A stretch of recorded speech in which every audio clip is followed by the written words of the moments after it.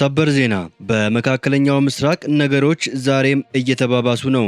አሜሪካ እጅግ አደገኛ የተባለ መርከብ ወደ መካከለኛው ምስራቅ ልካ ኢራን ላይ ለሚጀመረው አዲስ ጦርነት ስም አውጥታለች። ዩናይትድ ኪንግደም ወደ ሆርሙዝ ጄቶችን፣ ድሮኖችንና የጦር መርከቦችን አሰማራለሁ ብላለች። ባለፈው ሳምንት ኢራን እንዳትልክ አስጠንቅቃ የነበረ ቢሆንም ዩናይትድ ኪንግደም አልሰማም ብላለች። ፕሬዝዳንት ዶናልድ ጄ ትራምፕ 51ኛ የአሜሪካ ግዛት ይፋ አድርገዋል። አስገራሚ መረጃ ነው። ሩሲያ አዲስ አስደንጋጭ መሳሪያ ወደ ስራ አስገብታለች። ሁሉንም በዝርዝር ወደ እናንተ እናቀርባለን። ጤና ይስጥልኝ ውድ ተመልካቾቻችን፣ አሁን የተሰሙ ሰበር መረጃዎችን ይዤ ቀርብ ያለው አብራችሁን ቆዩ። በቀጣይ ፈጣንና እውነተኛ ሰበር መረጃዎችን በፍጥነት ለመከታተል ቻናሉን ሰብስክራይብ በማድረግ የዶል ምልክቷን በመጫን አሁኑኑ ቤተሰብ ይሁኑ። ይህንን መረጃ ደግሞ ላይክ በማድረግ ቤተሰብነታችሁን አጠናክሩ። አሁን መረጃዎቹን በዝርዝር ወደ እናንተ እናደርሳለን። እስከ ፍጻሜው አብራችሁን ቆዩ።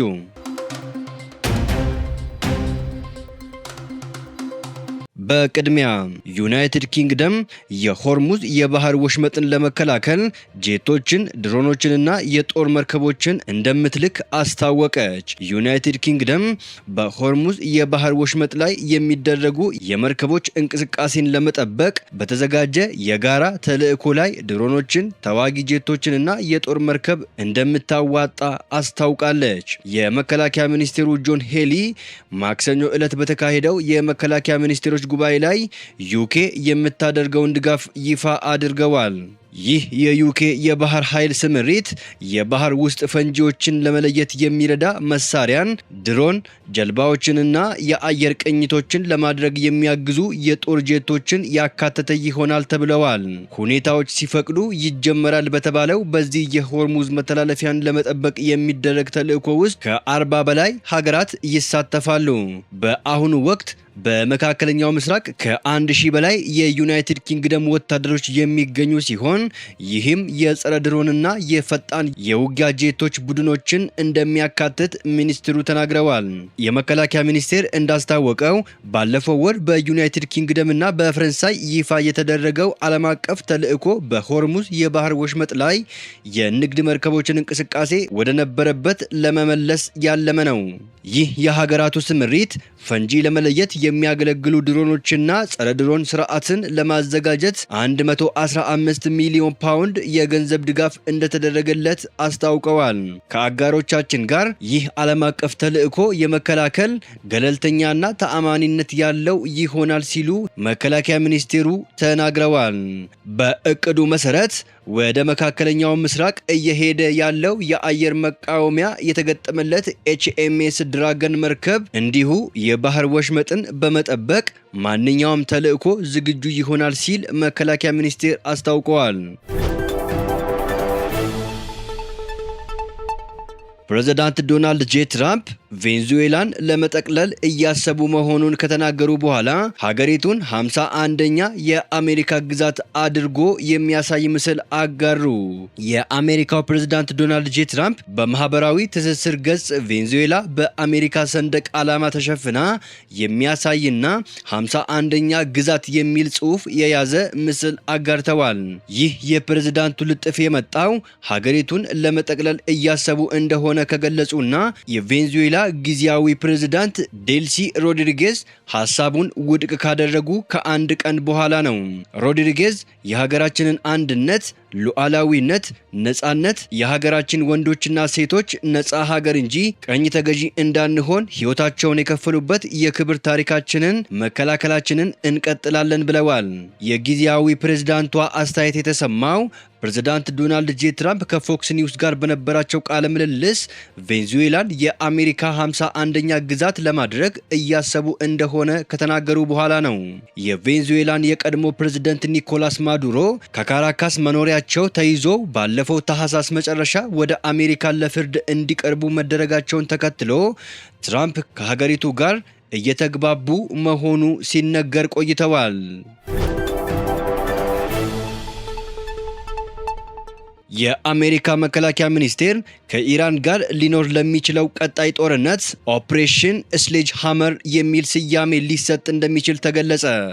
የተኩስ አቁም ስምምነቱ ፈርሶ ፕሬዝዳንት ዶናልድ ጄ ትራምፕ መጠነ ሰፊ ወታደራዊ እርምጃዎችን ዳግም ለመጀመር ከወሰኑ የዩናይትድ ስቴትስ መከላከያ ሚኒስቴር ለጦርነቱ ኦፕሬሽን ስሌጅ ሃመር የሚል ስያሜ ለመስጠት እያሰበ መሆኑን ኤንቢሲ ኒውስ ሁለት ከፍተኛ የአሜሪካ ባለስልጣናትን ወቢ አድርጎ ዘግበዋል።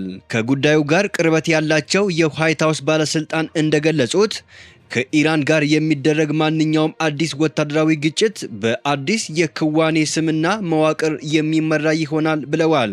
የአስተዳደሩ ዋነኛ ዓላማም አዲስ የኦፕሬሽን ስም በመጠቀም ጦርነት ለማወጅ ከኮንግረስ ፍቃድ ለማግኘት የሚቀመጠውን የ60 ቀናት የጊዜ ገደብ በድጋሚ ከዜሮ ለመቁጠር እንደሆነ ዘገባው አመላክተዋል። ምንም እንኳን ኦፕሬሽን ስሌጅ ሃመር የሚለው ስም በግንባር ቀደምትነት ቢጠቀስም ሌሎች አማራጭ ስሞች በአስተዳደሩ ዘንድ እየታዩ መሆናቸውን ስማቸው ያልተጠቀሰ ባለስልጣናት ለኤንቢሲ ኒውስ ገልጸዋል። የአሜሪካ ባህር ኃይል የኦሃዮ ክላስ ስልታዊ ሰርጓጅ መርከብን ወደ መካከለኛው ምስራቅ አሰማራ። የዩናይትድ ስቴትስ ባህር ኃይል የኦሃዮ ክላስ ስልታዊ ሰርጓጅ መርከብን በመካከለኛው ምስራቅ በሚገኘው የዩናይትድ ስቴትስ ማዕከላዊ እዝ የኃላፊነት ክልል ውስጥ ማሰማራቱን አስታወቀ። ከኢራን ጋር ተያይዞ በቀጠናው እየናረ የመጣውን ውጥረት ተከትሎ የተወሰደው ይህ እርምጃ ዋሽንግተን ለተቀናቃኞቿ ያስተላለፈችው ጠንካራ ስትራቴጂካዊ መልእክት ተደርጎ ተወስደዋል። ይህ በልዩ ሁኔታ የታጠቀው ሰርጓጅ መርከብ እንደ ተራ ሰርጓጅ መርከብ ሳይሆን እስከ 154 የሚደርሱ ቶምሃውክ ክሩዝ ሚሳኤሎችን የመሸከም አቅም ያለው ሲሆን ይህም ሩቅ ርቀት ላይ የሚገኙ ኢላማዎችን በከፍተኛ ጥንቃቄ የመምታት ልዩ ወታደራዊ ብቃት ያጎናጽፈዋል። የወታደራዊ ጉዳዮች ተንታኞች እንደሚያስረዱት የዩናይትድ ስቴትስ መከላከያ ሚኒስቴር የኒውክሌር ኃይል የሚጠቀሙ ሰርጓጅ መርከቦቹን እንቅስቃሴ ለሕዝብ ይፋ የማድረግ ልምድ የለውም። በመሆኑም እንደ ጂብራልታርና የስዊዝ ቦይ ባሉ ስትራቴጂካዊ የውሃ መንገዶች ላይ የመርከቧን እንቅስቃሴ የሚያሳዩ ምስሎችና ዝርዝር መረጃዎች በይፋ መለቀቃቸው ድርጊቱን በልዩ ሁኔታ ትኩረት የሚሻ ያደርገዋል። ይህ የኃይል ስምሪት በቀጠናው እየተባባሰ የመጣውን ዲፕሎማሲያዊና ወታደራዊ ፍጥጫ ተከትሎ አሜሪካ ሊሰነዘር የሚችልን ጥቃት የመከላከልና ለማንኛውም ወታደራዊ ክዋኔ ዝግጁ የመሆን አቋሟን ለማሳየት የተጠቀመችበት ስሌት እንደሆነ ተመላክቷል። ሩሲያ አዲሱን ሳርማት አህጉር አቋራጭ የኒውክሌር ሚሳኤል ወደ ስራ ልታስገባ መሆኑን አስታወቀች። የሩሲያ መከላከያ ሚኒስቴር በዚህ ሳምንት የተከናወነውን የተሳካ የሙከራ ተኩስ ተከትሎ RS-28 ሳርማት የተሰኘውን በምዕራባውያን ዘንድ ሰይጣን 2 በሚል መጠሪያ የሚታወቀው ግዙፍ የኒውክሌር ሚሳኤል ወደ ሙሉ የውጊያ ስምሪት ለመሸጋገር የመጨረሻው ምዕራፍ ላይ መድረሱን አስታውቀዋል። እንደ ዘገባው ከሆነ ሳርማት በርካታ የኒውክሌር አረሮችን የሃይፐርሶኒክ ተወንጫፊዎችን እጅግ ረጅም ርቀት ተሸክሞ የመጓዝ አቅም ያለው ሲሆን በዓለም አቀፍ ካሉ እጅግ ዘመናዊና አጥፊ አህጉር አቋራጭ ሚሳኤሎች ተርታ ይመደባል። የሩሲያ ወታደራዊ ባለስልጣናት ሚሳኤሉ ኢላማዎቹን ለመምታት የደቡብ ዋልታን ጨምሮ በማንኛውም አቅጣጫና ሊገመቱ በማይችሉ የበረራ መስመሮች የመጓዝ ብቃት እንዳለው ገልጸው ይህ ባህሪው አሁን ላይ ያሉ የሚሳኤል መከላከያ ዘዴዎች ሚሳኤሉን ለይቶ ለመጥለፍ እንዳይችሉ እንደሚያደርጋቸው ተገልጸዋል። ለዓመታት በቴክኒካዊ እክሎችና ባልተሳኩ ሙከራዎች ሲዘገይ የቆየው ይህ የጦር መሳሪያ በዘንድሮው ዓመት መጨረሻ ላይ በሩሲያ ስትራቴጂክ ሚሳኤል ኃይሎች ውስጥ በይፋ ስራ እንደሚጀምር ይጠበቃል። ይህ ስምሪት ይፋ የተደረገው በዩክሬንና በመካከለኛው ምስራቅ ከሚካሄዱ ቀውሶች ጋር ተያይዞ በሀያላን ሀገራት መካከል ያለው የኒውክሌር ፉክክርና ጂኦፖለቲካዊ ውጥረት በከፍተኛ ሁኔታ እየጨመረ በመጣበት ወቅት ነው። ተንታኞች እንደሚሉት የሩሲያ የስትራቴጂክ መሳሪያዎች ልማት በዓለም አቀፍ ደረጃ ያለውን የኃይል ሚዛንና የደህንነት ስጋት ዳግም ወደ አዲስ ምዕራፍ እያሸጋገረው ይገኛል ሲሉ ተናግረዋል። ውድ ተመልካቾቻችን ለሰዓቱ የተሰሙ ሰበር መረጃዎች ወደ እናንተ ያደረስናቸው ናቸው። ከሰዓታት በኋላ በሌላ ሰበር መረጃዎች እስከምንገናኝ በያላችሁበት የዓለም ዳርቻ ቸር ቆዩልን። ሰላም ለዓለማችን ይሁን።